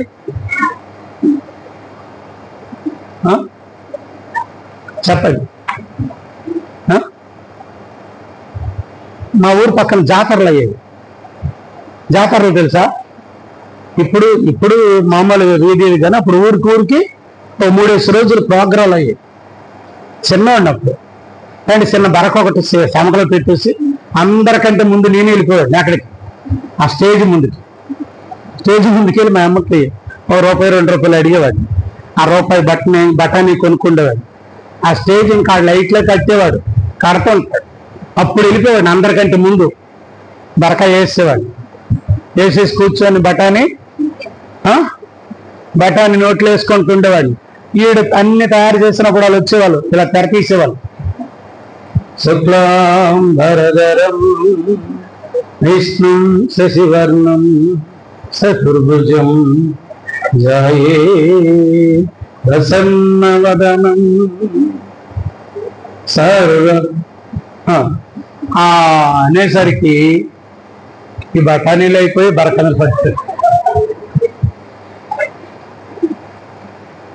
బరకలు పట్టిపోయి మళ్ళీ ఎప్పుడు లేచాడు తెలుసా? మంగళం మంగళం మంగళం అనేసరికి ఎంత బాగా నిద్ర మెలుపు వచ్చేదో మీకు కూడా అంతే కదా. శివర ప్రార్థన అనేసరికి ఎంత మెలుపు వచ్చేస్తూ ఉంటుందో. కొంతమందికి శివర ప్రార్థన అనేసరికి అది ఎక్కడ లేని మెలుకు వచ్చేస్తాడు. దాన్ని అక్కడే పక్కనే ఉంటది కదా. అక్క అయిపోయింది, అక్క మన పాస్ గారు వదిలేస్తున్నాం తీసుకో. మళ్ళీ కొన్ని 2వ రోజైనా ఆగిపోవాలి ఇంటి దగ్గర, ఆగను. ఇంటింటికి వెళ్ళి అక్క రావా ఈరోజు, రావా నేను తీసుకెళ్తాను రా. వాళ్ళకి తెలియనట్టు ఇంటింటికి వెళ్ళి ఉదయం ఈ వార్త చూసారా. మొదట నువ్వు ఎదురుగా ఉన్న గ్రామానికి వెళ్ళు. నువ్వు దేవుడి మందిరానికి ఖచ్చితంగా వెళ్ళు. నువ్వు దీవింపబడాలంటే, నువ్వు ఆశ్చర్యంపబడాలంటే మొదట నీ సమయం అంతా దేవునికి ఇచ్చి, ఎలాగా నాలా పడుకోను కాదు, మెలకువ కలిగి. ఎందుకంటే ఏ సమయంలో దేవుని శక్తిని మందిరములంట దేవుని శక్తి దిగి వస్తుంటాడు. ఎందుకంటే బైబిల్లో చెప్పాడు, ఆయన మందిరంలో దేవుని సమాజంలో నిలబడి ఉన్నాడు. దేవుడు సమాజంలో ఇక్కడ ఎవరు నిలబడతారట? నువ్వు అనుకోవచ్చు ఈ తెరలో లేకపోతే ఈ ఫ్రేమ్లో ఇవి కాదు. ఇక్కడ మందిరం అంటేట మందిరంలో దేవుని సన్నిధి నిలబడతాడు. ఈ సన్నిధికి వచ్చిన వాళ్ళందరికీ దీవిస్తుంటదట. ఎవరు దాన్ని పొందుకుంటారో వాళ్ళు పొందుకోగలుగుతారు. అంచేత ఏ సమయంలో ఈ మీదకి దేవుళ్ళు వస్తాయో తెలియదు, దాని కొరకు ఎదురు చూడాలి. అంచేత వెల్లుడి. రెండవది, అందులో మీరు ప్రవేశించగానే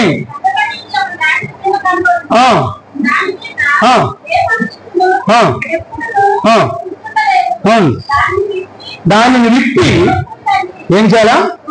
రెండవది ఏంటో తెలుసా? ఆయన దగ్గరికి తోడుకొని వెళ్ళాలి. అంటే అర్థం ఏంటో తెలుసా? మొదట ఆయన దగ్గరికి మనం వెళ్ళాలి. రెండవది, మనకే సమస్య ఉందో ఆ సమస్యను పట్టుకొని వేసే దగ్గరికి వెళ్ళాలి. మన సమస్యను పట్టుకొని వేసే దగ్గరికి వెళ్ళాలి. మన సమస్యను పట్టుకొని వెళ్ళాలి. మనకున్న బాధను పట్టుకొని వెళ్ళాలి. మనకున్న వ్యాధిని పట్టుకొని వెళ్ళాలి. మనకున్న కన్నీరు పట్టుకొని వెళ్ళాలి. మనం ఏమైతే కలిగి ఉన్నామో అంతా పట్టుకొని యేసయ్య దగ్గరికి వెళ్ళాలి. అలాగే ఎప్పుడైతే వెళ్తావో పట్టుకొని వెళ్తే దేవుని ప్రత్యక్షం అవుతుంది. చూడండి, ఆదికాండం 46:2. ఆదికాండం 46:2. అప్పుడు మొదటి వచనం చదవమా. అప్పుడు ఇశ్రాయేలు తన కలిగినదంతయు తీసుకొని ప్రయాణమై ఎన్ని పట్టుకొని వచ్చాడమ్మా? గట్టిగా చెప్పాలి, గట్టిగా చెప్పాలి. అన్ని పట్టుకొని వచ్చాడు. కొన్ని వదిలేశాడా? వదలలేదు. అన్ని. నీకు ఎన్ని బాధలు ఉన్నాయి, అన్ని బాధలు పట్టుకొని వేసే దగ్గర. ఏమండి అంతోడి మీద ఎలాగేస్తానండి, ఇన్ని బాధలు ఆయన భరెత్తాడండి, 1, 2 అయితే భరెత్తాడు అంటావేమో తల్లి. చాలా మంది అనుకుంటారు వేసే 1, 2 చేస్తాడేమో అనుకో.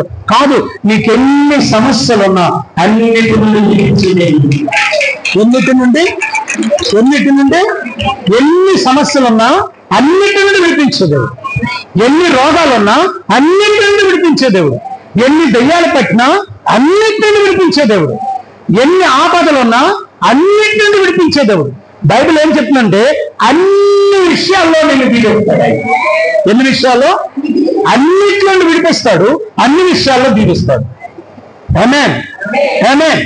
అయితే అన్నిటిని పట్టుకొని ఎక్కడికి వెళ్ళాలో? ఎక్కడికి వెళ్ళాలి చెప్పండి. సరే రైట్. నువ్వు ఏదైనా ఇంటర్వ్యూకి వెళ్ళావనుకో సర్టిఫికెట్లన్నీ పట్టుకొని వెళ్ళాలి.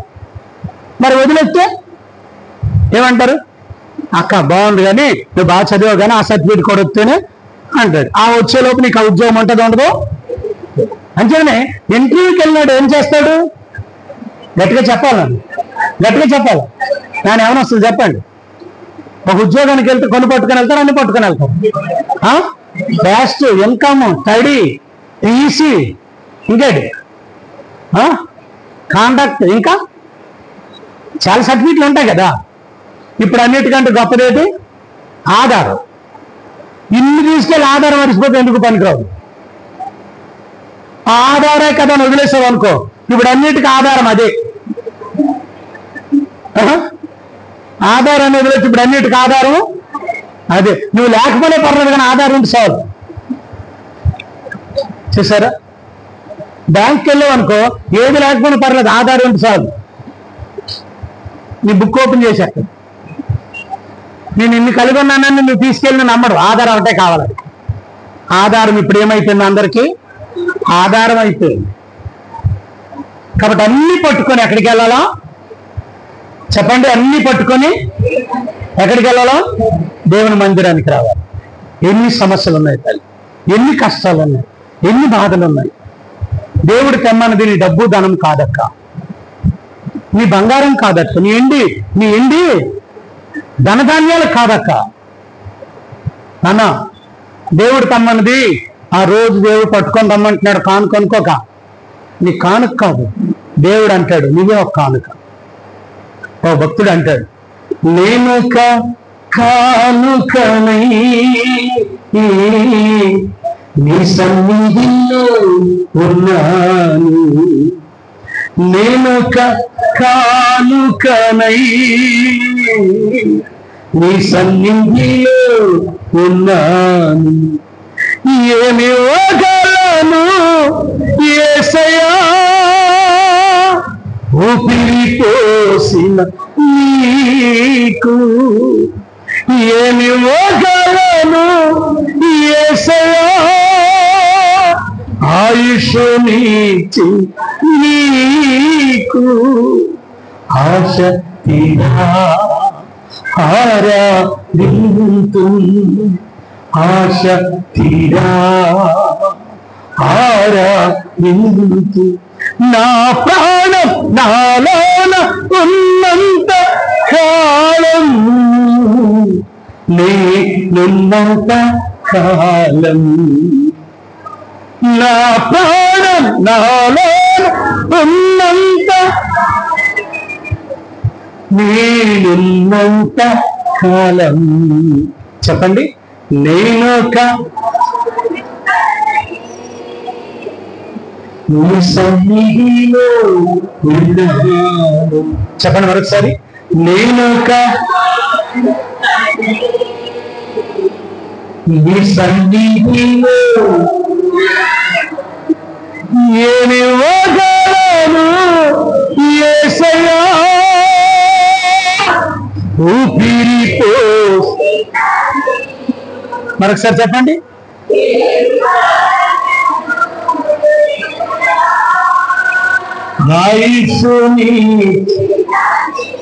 మరొకసారి చెప్పండి. ఏమి వాగ్దానము ఆయుష్ని, ఏమి వాగ్దానము ఊపిరి పోసిన ఆశక్తిగా ఆరాధింతు, ఆశక్తిగా నా ప్రాణం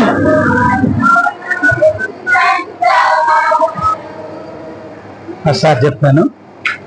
నా ప్రాణం నాలోన ఉన్నంత కాలం నేనున్నంత, చెప్పండి,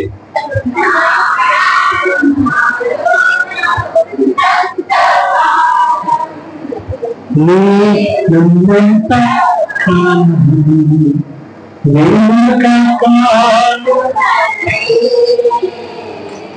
నీ సన్నిధిలో అన్ని పట్టుకొని సేవకు వస్తే, నీవే కానుక దేవుడి దగ్గరికి వస్తే, నీ ఆశలే కానుక దేవుడి దగ్గరికి వస్తే, చాలా మంది దేవుడి దగ్గరికి ఎందుకు రారంటే అక్కడికి వెళ్తే పాస్టర్ గారికి ఆనుకలు అడుగుతున్నారండి.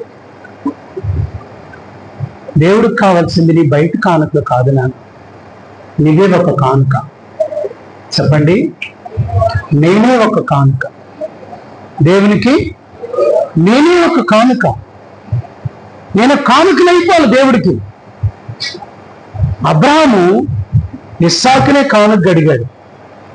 దేవుడు అబ్రాహాముకి ఏమడిగాడు? ఇస్సాకుని కానుక ఇమ్మని అడిగాడు. అబ్రాహాముకి ఈయన మేకలు గొర్రెలు తీసుకురమ్మని అడగల. నీకు ఒక్కగానొక్కడైనా నీ కొడుకు నాకు కానుక ఇవ్వగలవా? ఏండి, మన పిల్లల్ని దేవునికి ఇవ్వగలమా? ఎవరు చెప్పారండి? వాళ్ళకి అలాగే ఇవ్వగలనండి. వాళ్ళ మనసులో ఎటు పుడితే చేస్తారంటమ్మా. నిజమే, అబ్రాహాం అలాగ అనలేదు. తన కొడుకుని అడగగానో ఇచ్చేశాడు. ఇచ్చాడంటే కారణం ఏంటంటే అబ్రాహాముకి తగిన కొడుకు పుట్టాడు. తండ్రికి మాటకి ఎప్పుడు జవదాట్లేదు. ఈరోజు పిల్లలు ఎలాగొన్నారంటే, అమ్మా పెళ్లి సంబంధం నేను నచ్చింది కదా చేసుకో, ఏమంటున్నారు? నీకు నచ్చింది కదా చేసుకో, మరి నాకు నచ్చింది నీ దగ్గర వరకు ఎందుకు చెప్తాను. తల్లిదండ్రులు పిల్లలు అలాగన్నారు. అదే పలానూరులో పిల్లలు నీకు నచ్చింది కదా వెళ్ళు.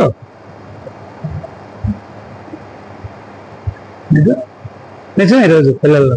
కానీ అప్పుడు అబ్రహాం కొడుకు అలా లేదండి. ఏమని అడిగారు సార్, డాడీ మారు మాట బయలుదేరిపోనానంటే బయలుదేరిపోయాడట. కట్లు భుజం మీద వేసుకున్నానంటే కట్లు వేసేసుకున్నాడట. పదరా వెళ్ళిపోదామంటే ఎక్కడికి ఎందుకని అడగలేదటండి. అది కొడుకులండి. అది కొడుకులు. తండ్రి చెప్పాడు, ఎక్కడికని అడగలేదట, ఎందుకని అడగలేదట, నన్నే ఎందుకు తీసుకెళ్తామని మారు ప్రశ్న వెళ్ళేదట. వెనకని మూట పట్టేసుకున్నాడట, భుజం మీద వేసుకున్నాడు. డాడీ పద. కానీ పర్వతం దగ్గరికి వెళ్ళినప్పుడు పనులు ఉండిపోమన్నాడట. కట్లు వేసుకొని పనులు ఉండిపోమన్నాడు, గాడిని ఉండిపోమన్నాడు. రండి, కొడుకు తండ్రి ఇద్దరే నడుస్తున్నారు. అప్పుడు అడిగాడట, నాన్న మనం ఎక్కడికి వెళ్తున్నాం? బయలుదేర్పించడానికి. మరి బయలుదేరిపిస్తే నాన్న కట్లు ఉన్నాయి, అగ్గి ఉంది, గొర్రె పిల్ల ఏది అంటే ఆ తండ్రి అంటాడట, యెహోవా ఈరేరా, నన్ను పిలిచిన వాడు ఆయనే చూసుకుంటాడు. అవునా, అయితే పద. ఏమండి, ఏ కొడుకు చేత కట్లు మోయించుకొచ్చాడో ఆ కొడుకు చేత కట్లు పేర్పించాడు. చూడండి అబ్రహాం ఎంత హృదయంలో ఎంత బాధపడుతున్నాడో చూడండి. ఈ కొడుకుని లేక కొడుకుని బలిచ్చేస్తున్నానే అని మనసులో బాధపడడం కంటే ఏంటి ఇంత మంచి కొడుకునిచ్చావు ప్రభా, ఇలాంటి వాడిని అలగొదులుకుంటున్నావు అని మనసులో బాధపడిపోతున్నాడు. నువ్వు అడిగింది ఇవ్వనంటలేదు, ఇంత మంచి కొడుకుని మరీ ఇచ్చేవేటి ప్రభా నాకు. నేను మన పిల్లల గారికి అలా సాక్ష్యం చెప్పగలను. ఇంత మంచి పిల్లలు నా కడుపులో పుట్టించేవేటి ప్రభా అని పేర్చాడు అబ్రాహం. ఎంత మంచి కొడుకుని ఇచ్చేవేటి ప్రభా, కల్లో కూడా మర్చిపోవడానికి వీల్లేదయ్యా. చూడ కట్లు పేరుస్తున్నాడు. ఆ పాప వాడికి తెలియదు ఆడికే బలిస్తానని. మా నాన్నంతా ఇలాంటి వాడు అని ఆడికి తెలియదు. ఏంటి ప్రభు ఈ పరీక్ష, ఏంటి పరీక్ష? చెయ్యలేను కానీ చెయ్యాలి. ఆ కట్లు పేరుస్తున్నాడు బుజ్జి చేతులతో, గుండి చేతులతో, ఏంటి తప్పడు అడుగులు వేసుకుంటూ, బాగా మృదువైన శరీరం, అందమైన ఆజానబాహుడు, అందరికీ నవ్వు పుట్టించేవాడు, అదే ముసలితనంలో పుట్టినవాడు, వృద్ధాప్యంలో అబ్రాహాముకు పుట్టినవాడు, లేక లేక లేక లేక పుట్టినవాడు. కట్టులు ఒక్కొక్కటి పేరుస్తుంటే ఎలా పేరుస్తున్నాడు తెలుసా? పాప మీ అమాయకుడికి నేనే ఇంటినది బలవాలని తెలియక ఆనందంతో పేరుస్తున్నాడు. ఈరోజు బలిస్తామట, మంచి గొర్రెపోతును కాలుస్తాం, మంచి గొర్రెపోతును కాలుస్తాం అనుకుంటున్నాడు ఇస్సాకు. కానీ కొడుకును చూసి తండ్రి తల్లడిల్లిపోతున్నాడు.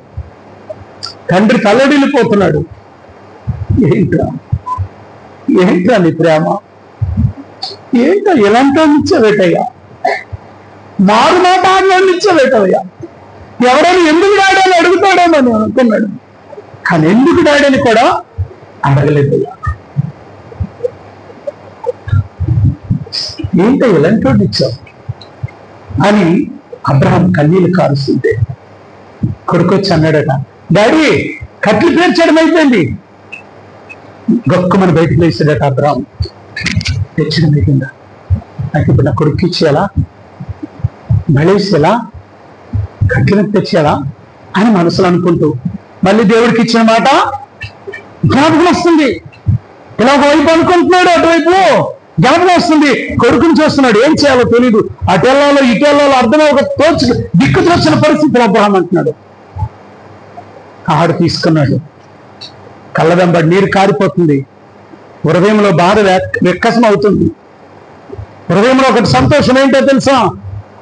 తండ్రి మాటను నేను నెరవేరుస్తున్నాను, ఆయన నాకు ఇచ్చాడు, ఆయన చెప్పాడు, అది నేను చేస్తున్నానని హృదయంలో ఒక ఆనందం, శారీరకంగా కన్నీరు. ఆ చెమ్మగిలి కళ్ళలతోనే రండి ఆ కొడుకు తాడుకు పట్టుకున్నాడు, 2 చేతులు వెనక్కి పెట్టాడు అన్నాడు. ఎందుకు నాన్న నాకు 2 చేతులు వెనక్కి పెట్టమంటున్నావు? పెట్టరా, సరే ఏమో నేను దూరం వెళ్ళిపోతున్నానని మా నాన్న కట్టేస్తున్నాడేమనుకున్నాడు. కానీ ఆ పిచ్చోడికి, ఆ పిల్లోడికి తెలియదు మా నాన్న నాకు బలిపశువుగా వేస్తున్నాడని. కట్టాడు, కాలు కట్టేశాడు, అమాంతంగా ఎత్తేసుకున్నాడు. ఏనానా అన్నాడంట. ఏం లేదురా, నా తండ్రి నిన్ను కోరుకున్నాడు అన్నాడు. అదేదో ముందు చెప్పవచ్చు కదా నాన్న, నీ తండ్రి కోరుకున్న మాట నువ్వు నెరవేర్చడానికి నేను సిద్ధం. ఇలాంటి పిల్లలు ఎక్కడున్నారండి? ఇలాంటి పిల్లలు ఏ తల్లిదండ్రులకు ఉన్నారండి? నాన్న నువ్వు అన్నావా దేవుడి దగ్గర నేను రెడీ నానా అని పిల్లలు ఉన్నారండి ఇప్పుడు? ఉన్నారా? ఎక్కడ ఏ కోసాలు చూస్తున్నా ఏమంటున్నారు తెలుసా? ఇస్సాకు అంటున్నాడు, నానా ఆ గొర్రె పిల్ల బదులు నన్ను కోరుకున్నాడు ఆ దేవుడు. నేను ఎంత అదృష్టవంతుడు నాన్న, నేను ఎంత అదృష్టవంతుడు నాన్న, నన్ను కోరుకున్నాడా నాన్న? ఈ కాళ్ళు చేతులే కాదు నాన్న, మొత్తం తీసుకెళ్ళి అక్కడ పెట్టి సర్టిపెట్టి, అదిగో అక్కడ ఏముంది, అగ్గుంది, అక్కడ అగ్గుంది, నేను పడుకుడిపోతాను నాన్న అని ఆ కట్ల మీద పెట్టిన కొడుకుని చూస్తూ గుండె అడకపోతుంది. ఒక్క నిమిషంలో నా కొడుకుని నేను అగ్నికి ఆహుతి చేయాలి. ఆహుతి చేసే ముందు కత్తికి బలివ్వాలి. లేక లేక పుట్టిన కొడుకును, లేక లేక కన్న కొడుకును, వృద్ధాప్యంలో దొరికిన కొడుకును, అల్లారు ముద్దుగా పెంచిన కొడుకును, ఆడు తప్ప ఇంకెవరు నాకు ఈ లోకంలో లేని కొడుకును నా చేతులతో నేనే. ఎంత పరీక్ష ప్రభువా, ఎంత పరీక్ష ప్రభువా అని చెయ్యెత్తి కత్తెలగిత్తదట. కళ్ళు మూసుకొని ఏంటి తప్పని వేసేద్దాం అనుకున్నాడు. ఇలా ఇసిరేశాడు కత్తి. పక్కనెళ్ళి ఇస్సాకు పేక మీద పడిపోతుంది అనుకున్నాడు. కొడుకు అయిపోయాడు.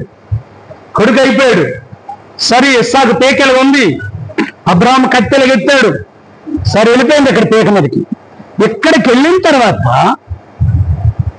అక్కడ కత్తి ఆగిపోయిందండి. ఎందుకు ఆగిపోయిందంటే, ఈ కత్తి ఎత్తిన కత్తి ఎందుకు ఆగిందంటే అక్కడ స్వరం వినబడింది. ఏంటో స్వరము? దేవుని స్వరం. అబ్రహామా ఆగు. ఏంటి ఎత్తినప్పుడు ఆపగలమా? మీకు చూడండి, ఎప్పుడే మీకు కోపం వచ్చింది అనుకోండి, పట్టిన కర్ర ఏం చేస్తారు? ఎంత ఆపాలన్నా ఆపలేము. మిసిరేస్తాను. ఎక్కడైనా తగులుతుంది, లేకపోతే ఇంకెవరు కొట్టాలనుకోతే గోడకని తగిలిపోదు. అంతేనా? మరి అలాంటిది అంత ఫోర్స్గా ఎత్తిన కత్తి ఎలాగాగింది? దేవుడు మాట. ఏంటది? దేవుడు మాట ఏం చేశాడు అది తెలుసా? అబ్రాహామా ఆగు, నీ కొడుకు బదులు అక్కడ పొట్టూరులో ఉంది. నా కొడుకు ఎప్పుడూ అయిపోయాడయ్యా, నీ కొడుకు అవలేదు చూడు అంటే ఇస్సాకు అలాగే ఉన్నాడంట. కత్తి అలాగే ఉందంట. మధ్యలో ఇస్సాకుకి కత్తికి మధ్యలో దేవుని హస్తం ఉంది. ఆ దేవుని గొర్రెపిల్ల యేసుక్రీస్తు ఏంటి తండ్రి అయిన దేవుని కత్తికి, ఆ ఉగ్రతకి మనకి మధ్యలో గొర్రె పిల్లగా యేసు ప్రభువు వచ్చారు. మనం బలవలసింది బదులు మన కొరకు తండ్రి యొక్క గొర్రె పిల్ల యేసుక్రీస్తు వారు బలయ్యారు. ఆ బలవడానికి వెళ్ళిన దినమే ఈ మండల ఆదివారం. ఆ బలవడానికి వెళ్ళిన దినమే మానవులందరినీ ఆ ఉగ్రత నుండి రక్షించడం కొరకు, తండ్రి అయినటువంటి కోప ఉగ్రత, ఆ పాపం నుండి శాపం నుండి రక్షించడం కొరకు కుమారుడు ఏమయ్యాడు? గొర్రె పిల్లగా వెళ్ళయ్యాడు. అంచేతన ఆయన పేరు ఇదిగో లోక పాపం మోసుకుని పోయి దేవుని గొర్రె. లోక పాపం మోసుకుని పోయి దేవుని గొర్రె పిల్ల. కాబట్టి మీరు అన్ని పట్టుకొని వేసేది వస్తే ముగించేస్తున్నాను, ప్రార్థన చేసుకున్నాను. చూడండి అక్కడ మాట చదివాను, ముగించేస్తున్నాను. ఆది కాండం 26వ అధ్యాయము 46వ అధ్యాయము 2వ వచనం. అన్ని పట్టుకొని ఎప్పుడైతే వస్తావో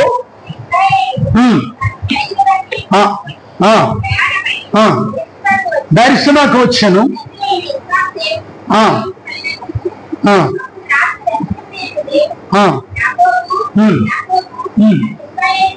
ప్రైజ్ అలాడ్.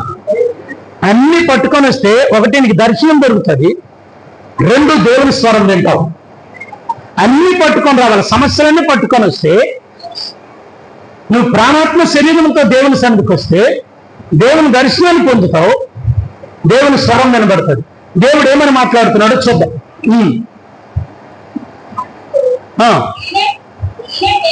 నేనే దేవుడు, నువ్వు భయపడకు.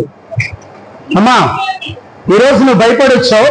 నేనే దేవుడు అంటే నేనే రక్షకుడు, నేనే నీ సమస్య నుండి విడిపిస్తాను. అది ఎటువంటి సమస్య అనే నేను విడిపిస్తాను. నేనే. డైనామిక్ స్టేట్మెంట్ ఏంటో తెలుసా?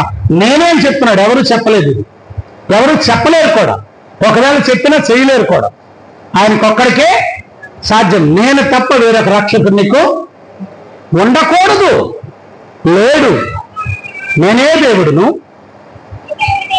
నీ తండ్రి దేవుడు. ఎవరి దేవుడు? నేను ఎలాంటి దేవుడిని తెలుసా?